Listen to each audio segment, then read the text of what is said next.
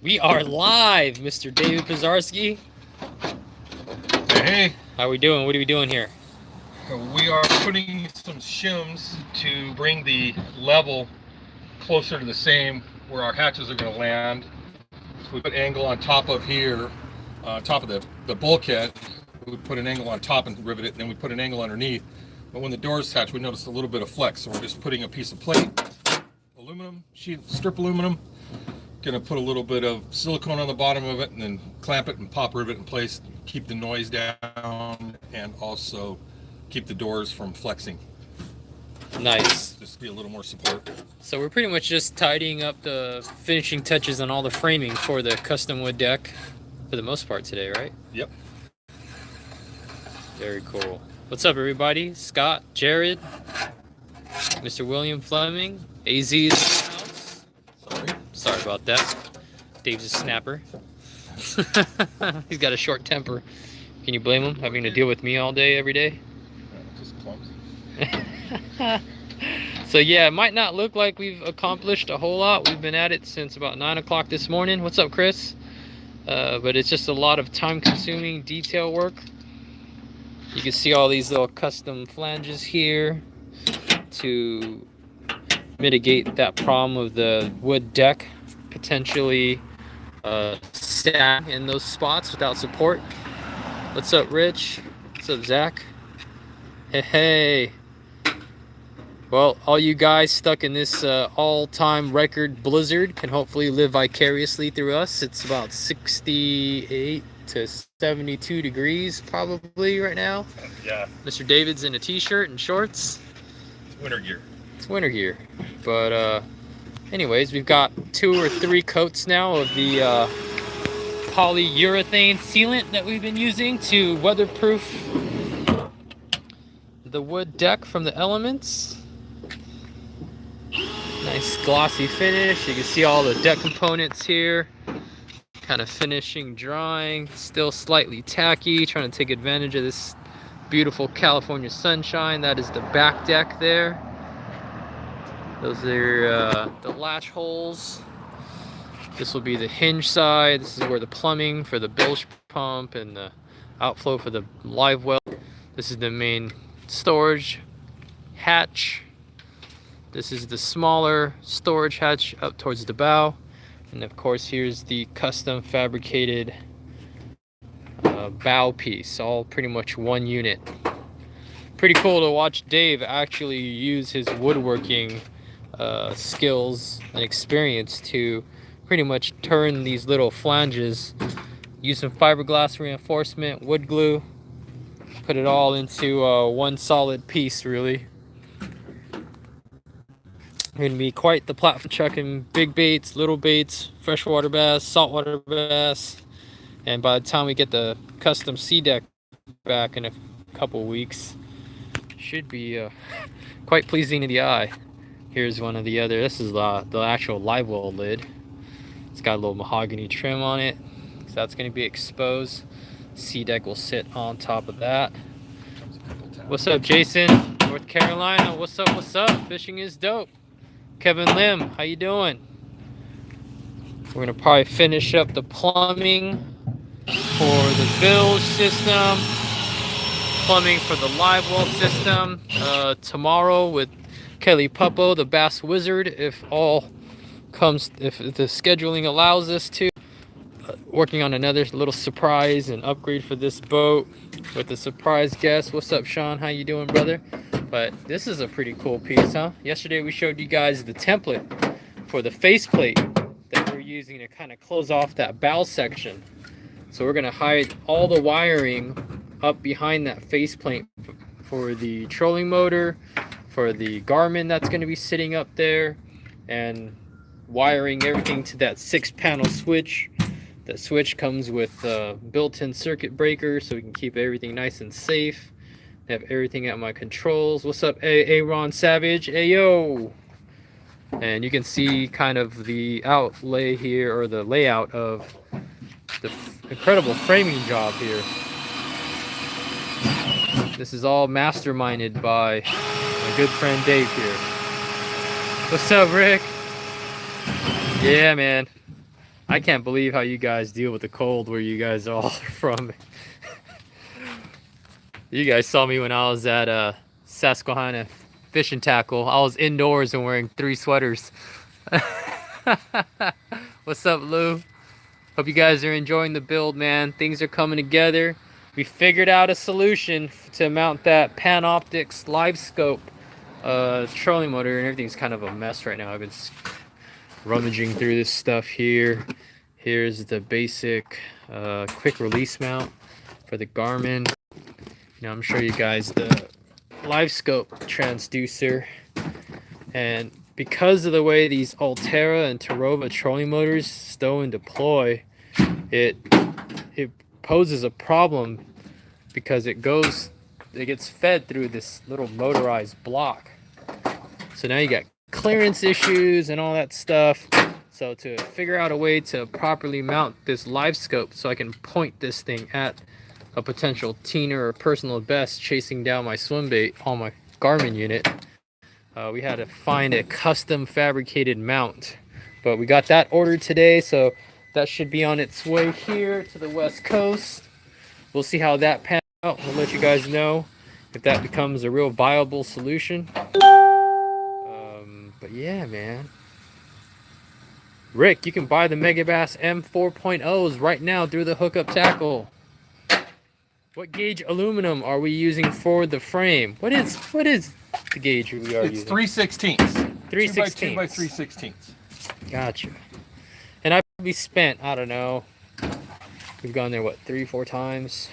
About 60, anywhere between $250 to $300 worth of angle for the framing. Yep. What's up, John? I'm glad you're finding value in this, man. And we're kind of just fabricating as we go.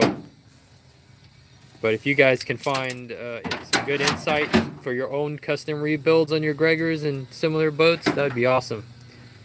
Scott would definitely love to get back on the Susquehanna. Got to fish out there the first time I went out there.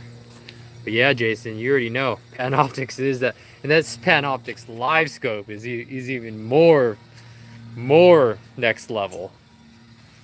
No, definitely not gonna wrap the boat, man. That boat wrap stuff's expensive. And frankly, from the outside looking in, I want to look just like the unsuspecting fisherman that doesn't know what he's doing on our local waters. So, gonna try and keep it low key. On the inside, though, you know, we're trying to make this as nice as possible. As you guys know, most of the content you guys see across all the platforms is shot from the inside. So that's why we're going the extra, you know, mile and putting in, or Dave's putting in the extra hard work to pay attention to all the little details, the fit and finish, things like adding, you know, these pieces to bring it flush so the deck doesn't sag. So the sea deck really does last a lifetime. Scott, I have not been to the Potomac or anywhere in Virginia. Mad Max, glad you like the build, man. Man, good ways for a university bass team to fundraise. That's brutal. Man, you just gotta get creative, man. I mean, gosh, we used to do fundraisers for basketball, right? Car washes, get sponsors. Do a bass tournament. They did one for when my son and Justin were. That's right. To go to nationals. They did a neat little tournament at a tiny little local lake. Charged everybody $25 to get in, and gave $20 to the kids and $5 into the prize fund. And guys were donating double that to just once they got there, and I probably ended up with 25 boats. Yeah, reach out to your local bass clubs and, you know, pitch the idea to those guys so you can get some support from your local community. That sounds like a great idea, Dave. The local bass clubs, most of them will help too. Absolutely. Estimated build for materials for this Dream 1.0. I mean, just raw materials, I'm looking at $300 worth of marine grade plywood.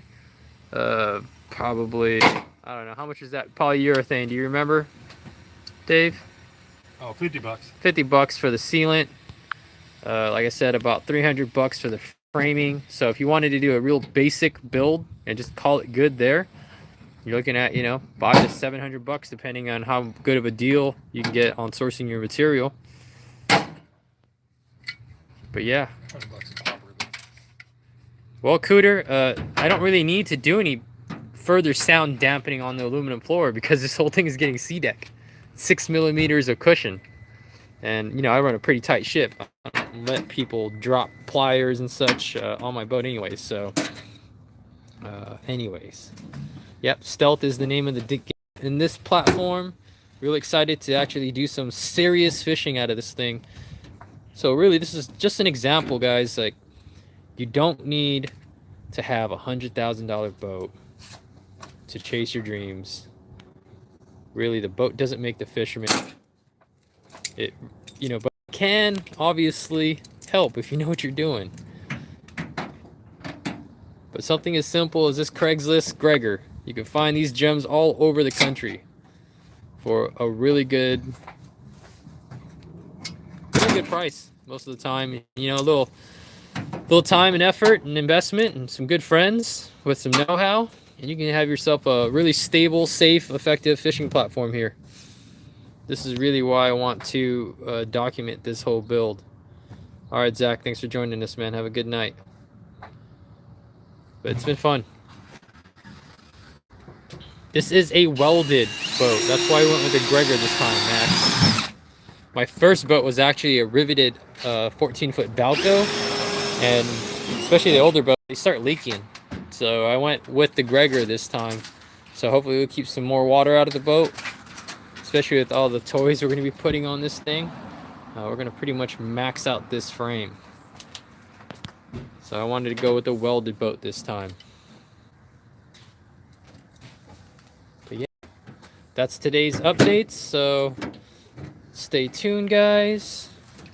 Got that custom faceplate put in. That's going to be sick.